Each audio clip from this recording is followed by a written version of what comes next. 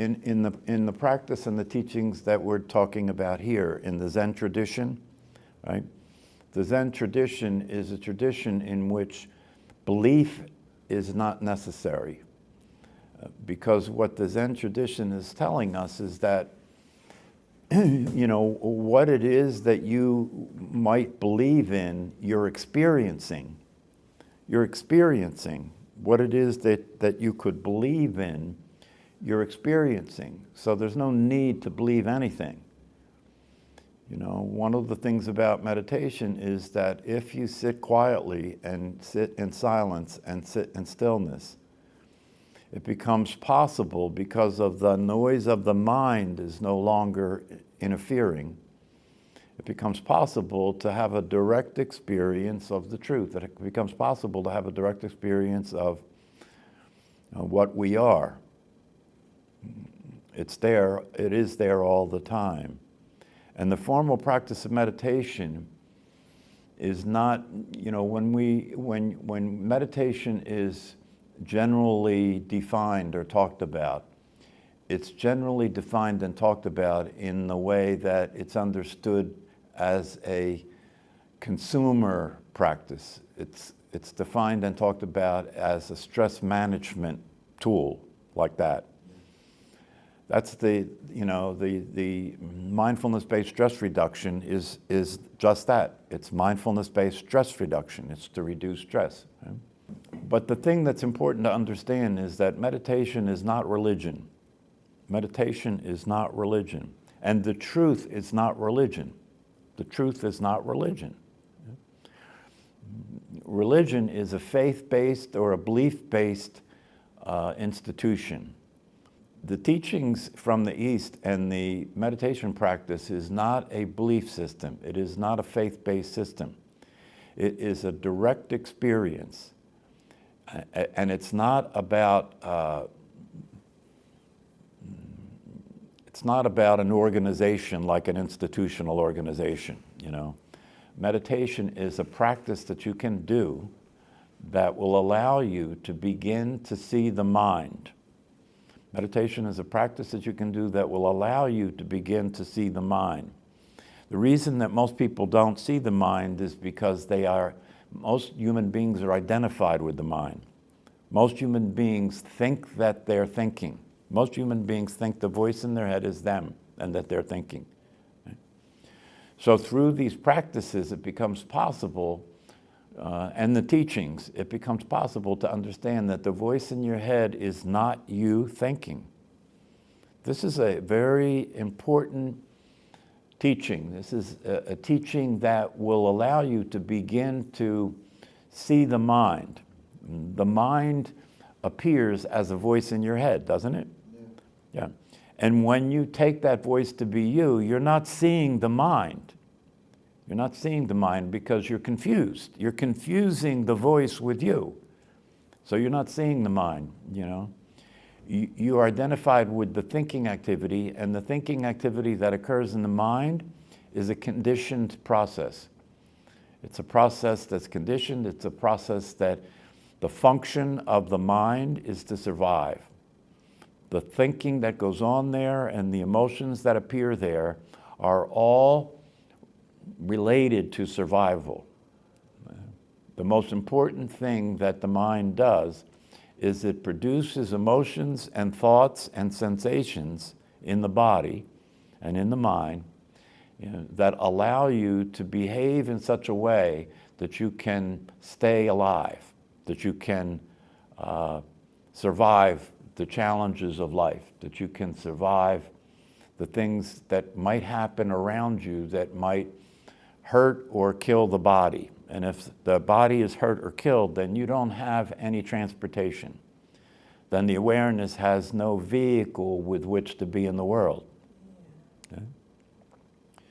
So this is essential. It's essential to survive, right? But it is not necessary to survive. This is where it breaks down. It is not necessary to survive as a personality. Why? It's not real. Very good. It's not real. If it's not real, then there's nothing real to survive. It's not necessary to survive, right? And the mental activity that goes on in the mind and the brain, right, extends beyond survival of the physical body, right? It extends beyond survival of the physical body, and what it does is it includes survival of the personality, right? How does your personality survive? You have to understand, we're talking about something that doesn't actually exist, right? How does it appear? How does your person? Yeah, it appears in the thinking activity, appears in the mental activity, right? So how does it survive? It takes itself to be real, right? It takes itself to be real. It takes itself to be a body. It takes itself to be a personality, and a personality is a collection of thoughts that have to do with thinking that I am my personality, I am my name, I am my story, I am the character that I'm playing in my life. That's what I am, right? So how does that character survive in relationship to the other characters? We got 8 billion characters. How does the character survive in relationship to the 8 billion other characters? How it does that is it dominates. It dominates. Look, it's very important to understand your personality, to understand how the personality works, so you can see it, so you can see it in operation, right? It dominates. The way the personality survives is it dominates and it resists being dominated. In other words, it's in control. The personality survives by being in control, right? And how does it be in control? It dominates. It's in charge, right? And so how does it survive in relationship to other personalities, other thought systems? It has to be right. Yeah, it has to be right. It directs the body. What? It directs the body for the behaviors and actions. Yeah, well, it will have the body behave in a way that will promote the survival of the personality, right? So, but the personality isn't real, okay? So it has to keep generating its reality. The personality isn't real, so it has to keep generating its personality. It generates its personality through the thought activity, right? So the thought activity is me thinking, and the thoughts that I'm thinking are the thoughts that are consistent with my surviving, not just surviving alone, but surviving in my relationship to the other personalities. And the way that I do that is I be in control. So how do I be in control? I be in control by being right, not being wrong. I be in control by looking good, by not looking bad. I maintain an appearance of myself as a personality, don't I? Yeah. And that appearance of myself as a personality extends itself to the material possessions that I have, right? I identify with those material possessions, right? Yeah. So the way that my personality shows up in the world, it shows up as a body, it shows up as money, doesn't it? It shows up as material possessions, right? And your identity extends itself to those things, right? I was listening to a consciousness trainer talk the other day, and he was saying people are identified with their possessions in such a strong relationship, in such a strong way, that they will do anything to protect those possessions. An example of this, and this is actually true, right? There are many instances where people on motorcycles have an accident and crash the motorcycle, right? And there's been many accidents where people crash the motorcycle and they have broken legs from crashing the motorcycle. They will drag their body with broken legs to go check on the motorcycle. Oh my gosh. This is a fact. This is true. They will drag their body with broken legs to see if the motorcycle is okay, right? That's identification, identifying with your possessions. If something happens to your brand new car, it feels like somebody just punched you in the gut, right? Yeah, because we identify with these things. And the reason we identify with these things is because since the personality doesn't actually exist, we have to create material realities that symbolize or represent the personality, like my money, right? Like my possessions, like that. See, our ability to think is what had us end up surviving, because we could remember what happened in the past and we could imagine what will happen in the future. That's power. That gives us power, right? So we use the thinking activity to be powerful and to survive in the world, right? And we've eliminated a lot of the immediate threats to our physical body, right? I mean, how much time during the day do you fear that your body's going to be killed? Yeah, in your entire lifetime, right? You may never experience a direct threat to your body. In your entire lifetime, you may never experience a direct threat to your body. But in your entire lifetime, you will experience threats to your personality every day. Every day. What do I mean by that? When you're driving your car and somebody is driving in front of you and they're driving too slow, that's a threat to your personality. That's making you wrong. Because the personality is always right. What's that mean? The person that's driving in front of me should be driving at the speed that I think they should drive at. That's how I'm being right, right? So if you look at human behavior, the human behavior that has been caught up in the survival of this personality, the survival of the personality is now what is dominating human behavior. If you look at human behavior around the world, right? What are people killing each other for? They're not killing each other to survive as a physical body. Possessions. They're killing each other for possessions. They're killing each other over money. They're killing each other more than possessions and money. They're killing each other for ideas, Power. beliefs. Yeah.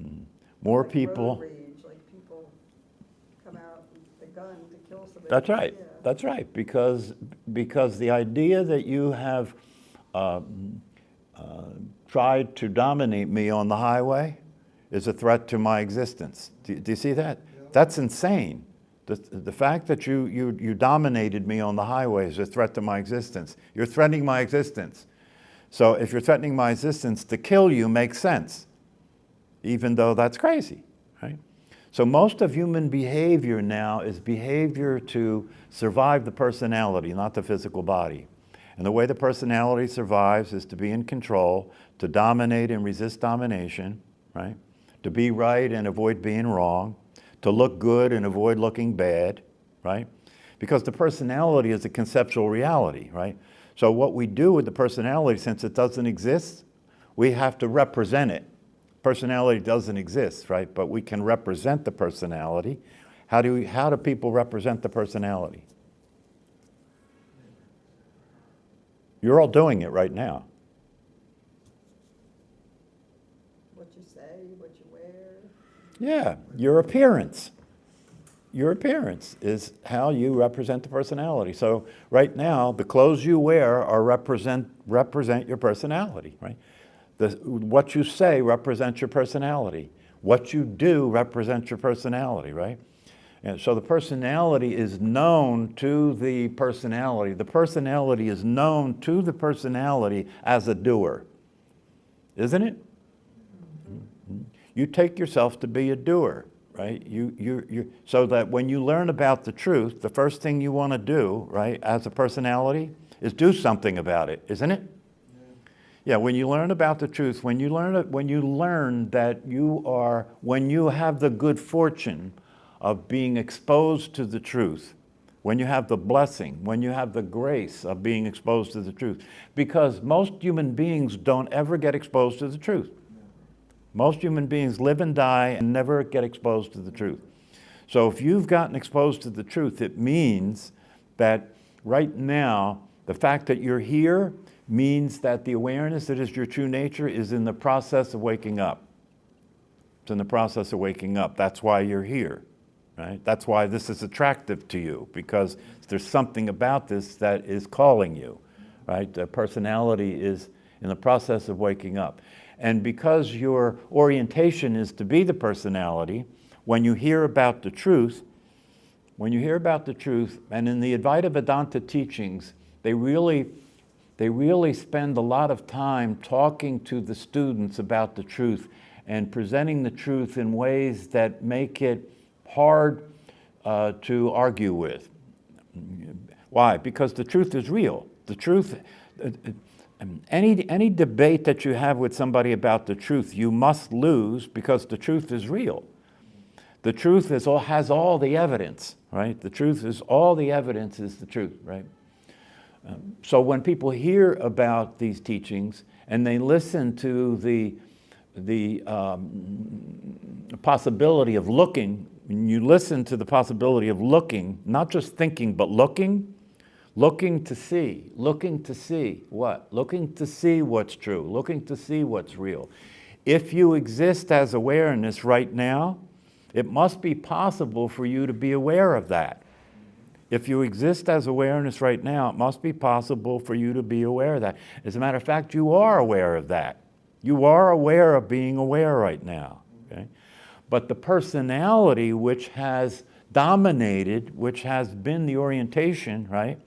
When it hears the truth and the truth starts to sink in and the personality wants to wake up, the personality wants to wake up and experience the reality of its true nature, the natural state, what does the personality do? Well, I just said it. It claims. The personality looks to see, what should I do? How do I do it? Tell me what to do, isn't it? Yeah, if you look at these teachings and you look at the process that you're in terms of realizing your true nature so that you can be happy, right? If you look at these teachings and you're interested in realizing your true nature, the personality will come up with questions about what to do. Tell me what to do, right? And so the personality will hear the practice of meditation as something it's going to do, right? It's going to do. I'm going to do meditation, and if I do meditation, I'll get what meditation can offer me. See, that's the personality. If I do meditation, I'll get what the meditation can offer me. And then when the person sits down to meditate, and they get the basic instruction of paying attention to the mental activity, notice that there's a voice in your head. Notice that you have this power of attention. This is a power that you have to pay attention, to move your attention, to focus your attention, to concentrate your attention. It's a power that you have. So you have this power to focus your attention. And you're going to sit still. And you're going to be aware of the voice in your head, and you're going to use the power of attention to move your attention away from this voice and be aware of the body that's sitting here breathing. That's the basic instruction. And that basic instruction is not what meditation is. That basic instruction is not what meditation is. To sit still and sit in a posture so that you can remain alert. To sit still and sit in a posture so that you can remain alert, and then use the power of attention to move your attention from the thinking activity to the awareness of this body sitting here breathing. That's the instruction. Do you get that? The instruction is a do. The practice is not a do, it's a be. Yeah, this is why it's confusing, right? The instruction is, what we're going to do is sit here and be quiet and be still and sit in a way that we are alert. And we're going to pay attention in such a way where we can move attention away from thinking and be aware of the body breathing. And that's pretty much the end of the instruction, okay? Why? If that's not the practice of meditation, why is that the instruction that's being given, okay? The reason that that's the instruction that's being given is because most people have no ability to pay attention for any length of time. Most people have no ability to pay attention for any length of time. When you begin to practice meditation, that's the first thing that you notice, is that your ability to maintain attention for any length of time doesn't exist. How you start is you learn to do the technique. That's how you start. Yeah. You learn to do the technique. And it takes years of practice. Given your inability to pay attention, it literally takes years of practice to have that ability to pay attention begin to open up so that you can hold your attention on one thing for a specific period of time. Professional sports players practice all day long every day to do this. Professional sports players practice all day long every day to do this. If you're a baseball player, you practice all day long. When you're at bat, you practice all day long to be able to maintain your attention on that ball when it's coming at you. Same thing in football. What's the most important thing in football? The ball. What's the most important thing in baseball? The ball. What's the most important thing in golf? The ball. What's the most important thing in any of those sports? The ball, right? So your ability to pay attention to the ball, okay? That's a professional sports player. They get paid millions of dollars to develop their ability to pay attention, basically. Basically, they were blessed to be born into this life with a body, right, that is able to play at a sport at a very high level. So you just have that, right? And then you develop that, right? You develop that. And when you develop that, the thing that will determine how you compare to the other people that developed it is whether or not you can maintain attention longer than they. Yeah, I never thought of that. That determines whether you're going to be better at the sport than somebody else, whether you can pay attention to the right stuff, pay attention to the right things more consistently than other people. In the beginning of meditation, you're practicing the technique. That's all you're doing. You're practicing the technique. You are not yet meditating. Do you understand? You're not yet meditating. It takes a while. It takes a long time to just practice the technique, to get good enough at the technique that you can maintain your focus of attention in such a way that you can be aware of awareness. Once you can focus your attention consistently long enough at one time to be aware of awareness, then you can start to meditate. So in that practice, when you're moving attention away from the thinking activity to being aware of the body breathing, the next step is to be aware that you are the awareness of the body breathing. That's the next step, right? But you can't take that step until you're able to maintain attention long enough to experience the difference. Do you understand? If you can't maintain attention long enough to experience the difference, you're just going to be sitting there struggling with your mind. That's all you're going to be doing, is you'll be sitting there struggling with your mind, trying to pay attention, and having your mind keep pulling your attention away. You know, it's interesting in a way because in the very beginning of the learning meditation and practicing meditation, there is a process in which most people are eliminated. There's a process in which most people are eliminated. You know, those of you who have been in this class for a while, you've seen it, you know.